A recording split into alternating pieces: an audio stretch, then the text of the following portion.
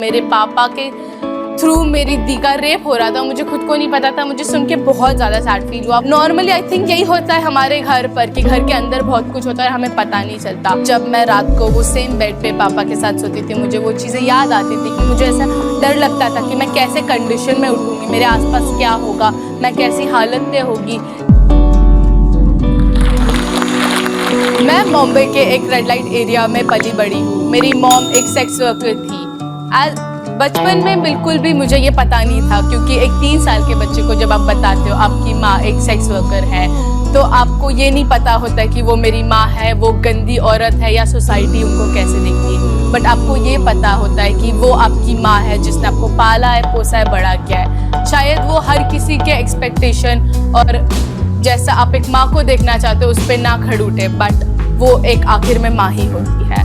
मेरी मॉम जब sex worker थी और मुझे पता चला था, बिल्कुल मुझे अलग नहीं लगा कुछ, क्योंकि वो एक माँ और एक सेक्स वर्कर दो अलग चीज़ है, but end of the day वो मेरे लिए एक माँ ही थी। मैं जब छोटी थी, मैं अपने स्टेप फादर और मॉम के साथ रहती थी और मेरी बड़ी बहन के साथ। बट जब हम वहाँ रहते थे, मेरी मॉम और डैड के इतने लड़ाई झगड़ों की वजह से हम कभी एक नॉर्मल फैमिली हो ही नहीं पाए थे। तो 3 साल की उम्र से मैं एक हॉस्टल में ही रहती थी। बचपन से एक नॉर्मल फैमिली नॉर्मल नहीं रही थी मेरे लिए, क्योंकि ऑब्वियसली फैमिली में हम क्या होते हैं, आप साथ में खाना खाते हो, पानी पीते हो, कुछ शेयर करते हो, मस्ती करते हो और साथ में रहते हो। जब एक दिन मैं हॉस्टल से घर आई तो मुझे पता चला मेरी मॉम एक्चुअली भाग चुकी थी, क्योंकि मेरे पापा ने बोला था उन्हें अच्छा नहीं लग रहा घर पे और हमारी लड़ाई वो तो चले गए। मैं बहुत ही अपसेट थी उस बारे में, बट देन मैं कुछ ज़्यादा कर नहीं पाई क्योंकि वो मेरी मॉम का डिसीजन था। फिर ऐसे ही कुछ साल बीते, मॉम आया करती थी, जाया करती थी, कुछ इतना बदलाव नहीं लगा और मैं भी एक टाइम के बाद बहुत यूज्ड हो गई थी उस बात से, क्योंकि ऐसा लगा कि शायद यही नॉर्मल लाइफ है, ऐसा होता है, लोग आते हैं जाते हैं, नॉर्मल चीज़ है। तो एक इवनिंग मैं और मेरी बहन बस शाम को ऐसे ही बैठे थे खाने की बाद, तो मेरी बहन ने मुझे, मैं ऐसे बैठा करते थे, मुझे बहुत टीवी पसंद था, तो हम देख ही रहे थे। मेरी बहन ने मुझे पूछा, महक तुझे पता है रेप क्या होता है? आई वाज लाइक ऑब्वियसली मुझे पता है, किसे नहीं पता। तो उन्होंने बोला मेरे साथ रेप हुआ है। मैं बहुत ज़्यादा शॉक थी, ऑब्वियसली शॉक थी, क्योंकि मेरी बहन तो हमारे ही साथ रहती थी। रेप कैसे हो सकता है, ये कुछ भी नहीं ऐसे बोलते हैं कि क्या हो गया है। तो उन्होंने बोला हाँ, हमारे पापा ने मेरा रेप किया और ये आज या कल की बात नहीं है, मेरे साथ 3 साल से रेप होता गया है महक। मैं बहुत ज़्यादा शॉक थी, क्योंकि मेरी बहन के साथ रेप हुआ मेरे लिए बहुत दुख की बात थी। तो मेरे पापा के थ्रू मेरी दी का रेप हो रहा था, मुझे खुद को नहीं पता था। मुझे सुन के बहुत ज़्यादा सैड फील हुआ। तो कुछ दिन बाद ऐसे ही रहा, मैं अपने पापा को देखती थी खाने पर, पापा दीदी हम बैठे, एकदम सब नॉर्मल हुआ करता था कि आप कोई भी सब, मैं खुद एज अ फैमिली नहीं समझ पाई थी कि एक्चुअली मेरे घर पे ऐसा कुछ होता है। एंड नॉर्मली आई थिंक यही होता है हमारे घर पर कि घर के अंदर बहुत कुछ होता है, हमें पता नहीं चलता।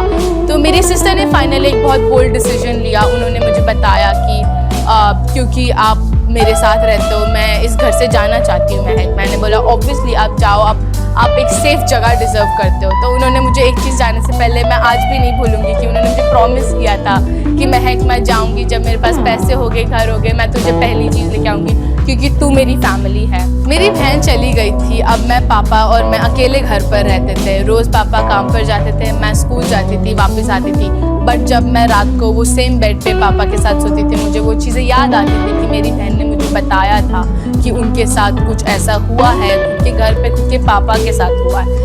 मैं बहुत भरोसा करती थी पापा पे, बट मैं ये बात का कंफर्मेशन भी नहीं दे सकती थी कि मेरे साथ ऐसा कल को कुछ नहीं होगा। तो ऐसे ही जब होता गया, करीब 2 साल हो गए थे। अभी एक दिन भी मुझे ऐसा भूलने नहीं दिया उस आदमी ने कि ऐसा भी कुछ हुआ है, या मेरी बहन जहाँ है उनकी वजह से है। पापा के साथ रह के अब मुझे 2 साल हो गए थे अकेले, और एक दिन मैं फाइनली अपनी बहन से बात हुई मेरी, और उन्होंने मुझे क्रांति को लिया।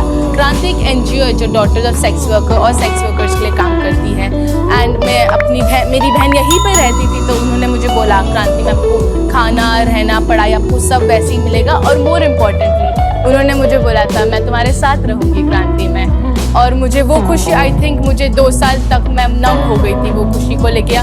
कैसा फील होता है कोई जो सपोर्ट या फैमिली या जिनके साथ आपने टाइम स्पेंड किया था और आप किसी भी वो एक इंसान भी आपकी पूरी फैमिली कंप्लीट करती है।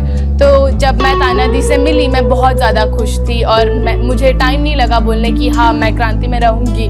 तो मैं जब क्रांति में तभी मैं क्रांति में ही रहती हूँ। मुझे क्रांति में 8 साल हो गए हैं और अभी मैं एक इंडिया के टॉप 10 स्कूल से अभी ग्रेजुएट हुई हूँ और मैं आगे अपना फ्यूचर के लिए मैं थिएटर परसीव करना चाहती हूँ। तो मैं यूएस में थिएटर के लिए ही पढ़ाई करने अपने ग्रेजुएशन कोर्स के लिए जाने वाली हूँ। बट मोर इम्पोर्टेंटली मुझे जब मैं एक्ट करती हूँ, जब मैं स्टेज पे होती हूँ और जब मैं अपनी ज़िंदगी के बारे में शेयर करती हूँ लोगों से, तो मुझे ये नहीं याद आता कि मैं क्या थी क्या से, बट मुझे बस ये याद आता है कि कैसे मैं कहाँ थी और मैं केपेबल हूँ कहाँ आने के लिए। आप कहाँ से आते हो वो मैटर नहीं करता, बट आप जो जाना चाहते हो अगर आपको राइट सपोर्ट और मोटिवेशन मिले और ज़िंदगी में आपका एम क्लियर हो तो आप बहुत कुछ कर सकते हो और आपके बैकग्राउंड आपको बिल्कुल भी नहीं रोक सकता, बट एक्चुअली वो आपका सपोर्ट बन सकता है।